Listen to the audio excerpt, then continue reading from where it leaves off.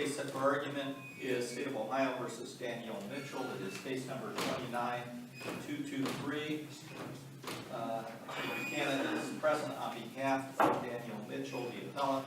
State of Ohio has waived oral argument, so Attorney Buchanan, you will have 15 minutes for your argument, and we've read the briefs and are ready to proceed if you want.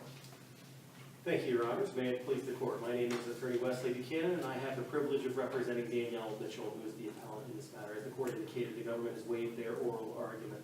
Thus, I don't have to reserve any rebuttal time. Danielle, this is her first interaction with the criminal justice system, and she took this case to trial because she did not want to lose her nursing license, which was a subsequent effect of her conviction and incarceration. Now, Danielle and the government have one very key agreement that this court should take notice of, and that is that Danielle did not commit the robbery. The government proceeded on a complicity theory that Danielle aided and abetted. So the government and Danielle both agreed that she did not commit the robbery. They just merely proceeded to trial, and the trial court had a colloquy with Danielle and counsel on the record and said the government can proceed in this method and you can be punished as if you had committed the robbery. That all did occur on the record. Danielle then exercised her right to a jury trial where she was convicted. The trial court then imposed a 2-year minimum sentence, and her judicial release motion is pending. Now, the sufficiency of the evidence at trial for Danielle to be convicted, in her opinion, is insufficient as a matter of law. As indicated, the government proceeded on a complicity theory, and our Ohio Supreme Court has said that mere approval is not enough.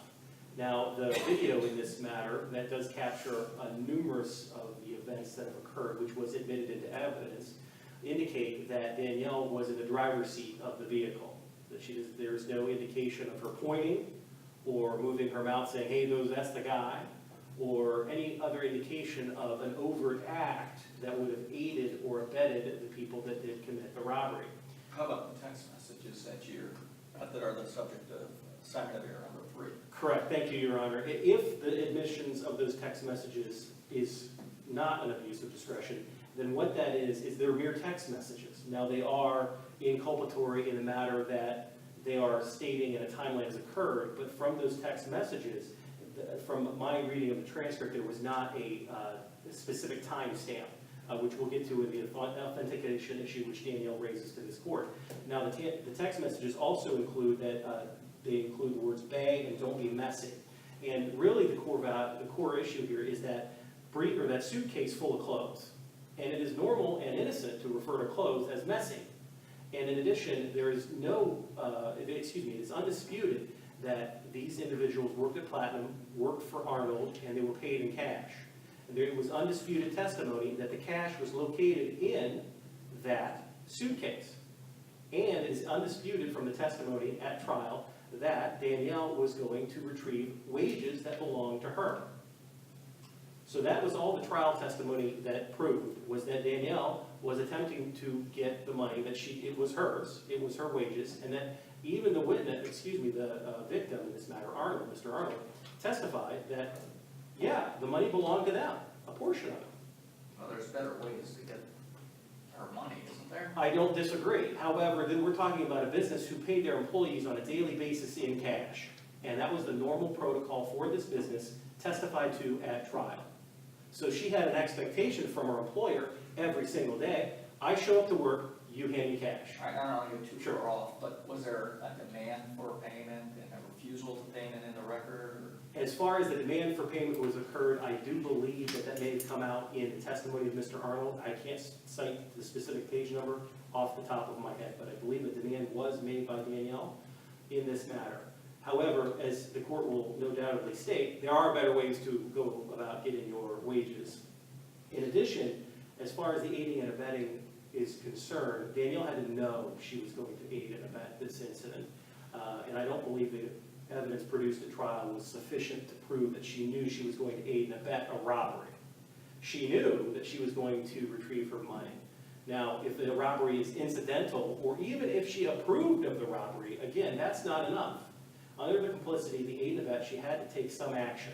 Now, she was in the driver's seat of the vehicle. Her friend gets out of the car, and the surveillance the video indicates that her friend picks up the suitcase, puts it in the trunk, and they drive off. Who opened the trunk? Danielle. Was That's- it open before? It was not open before, and I believe that that was a point of cross-examination by trial counsel of who opened the trunk. Either was it Danielle or the friend using a key fob. And I believe that was part of the cross-examination. Her co-defendant has not appeared. There's a warrant still issued for her arrest. So that's another issue that can be addressed later. However, with the evidence that was also showed is that cell phone, going back to text messages, that was a shared cell phone. Everybody testified and agreed that that was a shared cell phone. And that leads to the authentication issue as assigned in number 3, where who has to identify it. Now, Danielle did go to the police department. She did sit down with the officers. She did waive her Miranda rights, and she did indicate to the officers while they were investigating the issue that this was a shared cell phone and did show some text messages. That is all in the record. However, those text messages were never authenticated at trial because Danielle would have had to do that. Or the other person that shared the cell phone, and that person never showed up. So there was an authentication issue which needed to occur, and it was objected to at trial. So trial counsel did preserve the error for this court.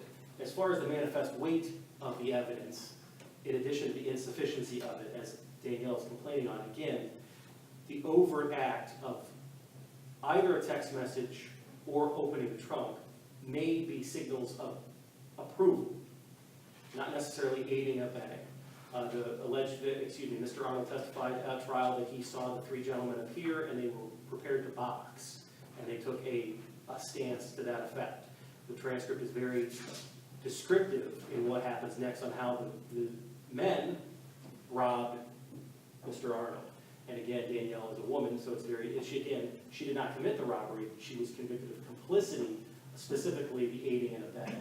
So her position is that at trial, the government did not produce enough evidence that would have convicted her. In addition, the evidence that was produced did not carry the manifest weight. It was not persuasive enough, and the jury clearly lost its way.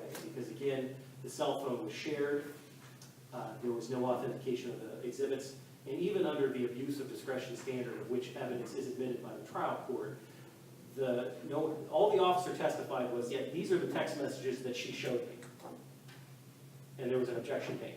So you have numerous objections that can be made, i.e. the authentication, the prejudicial value that was also made. There may have been a hearsay objection, but specifically trial counsel objected under 403, which was the prejudicial versus probative. And Danielle understands that these text messages are relevant. They are probative.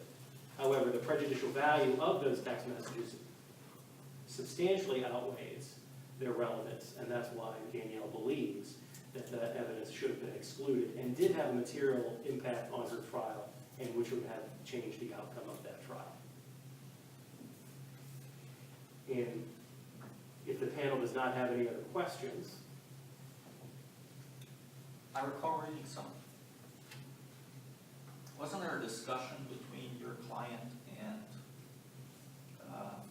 the individual who actually took the suitcase out of the trunk and the scene?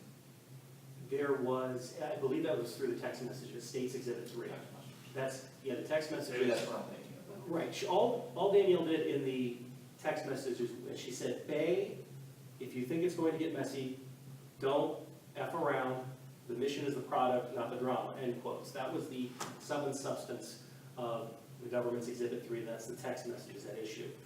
And this was to, the alleged text messages occurred from Danielle to a Guy Hall, who has not been, who did not testify at trial either. And again, this is going to specifically the luggage suitcase, which Mr. Arnold testified to, where he did keep his money, he did keep his clothes, and he did keep the wages for which he paid Danielle, who was an employee of him at the Platinum Bar. And she knew that the money was in the suitcase.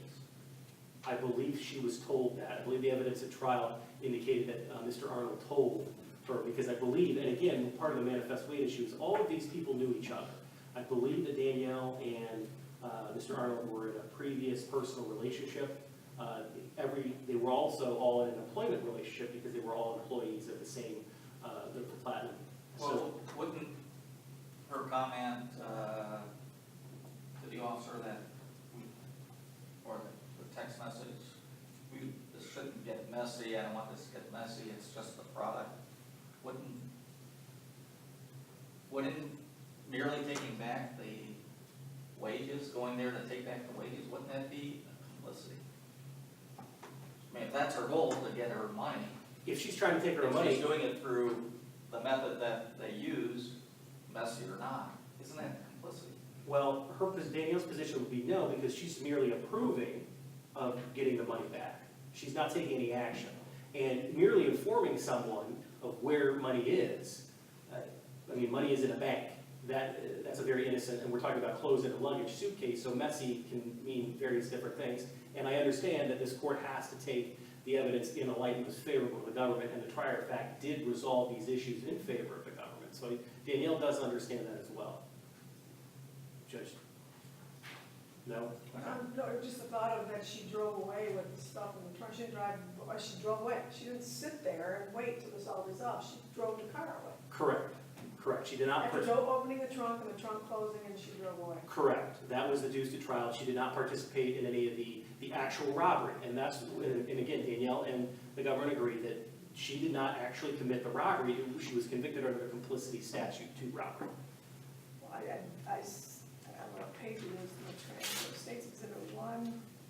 The man spoke to Mitchell, and the trunk of her car opened. The man then took the belongings into the trunk of the car. She then drove off with the belongings. So it's your Danielle's position. She didn't know when she didn't know if anything went in the trunk of the car. She just opened the trunk closed, and she drove off, and that's it. Her position is that she was there to retrieve her wages. And they put them in the trunk of the car? And she put them in the trunk of the car. And that's her position. For 1 day's worth of work. For 1 day's of work, and then she did not know, she knew there was money there, she did not know the quantity of money. So She knew. other people's money she was taking too? She knew that? Correct, and also Paris Simpson and the other co-defendant and the other employees, I believe who I don't believe were charged in this instance, under the complicity statute, also knew what Danielle was going to do. I believe that was adduced to trial. Okay. And if the panel does not have anything further, Does not Danielle. appear that there are any other questions, so thank you, Attorney Buchanan, for your presentation today. Thank you, Your We'll take the matter under advisement, issue our decision, and the clerk of courts will certainly mail you a copy on the day the decision is released. And as you know, the decisions are also, opinions I should say, are also posted on the Supreme Court of Ohio's website. Thank you again. Thank you.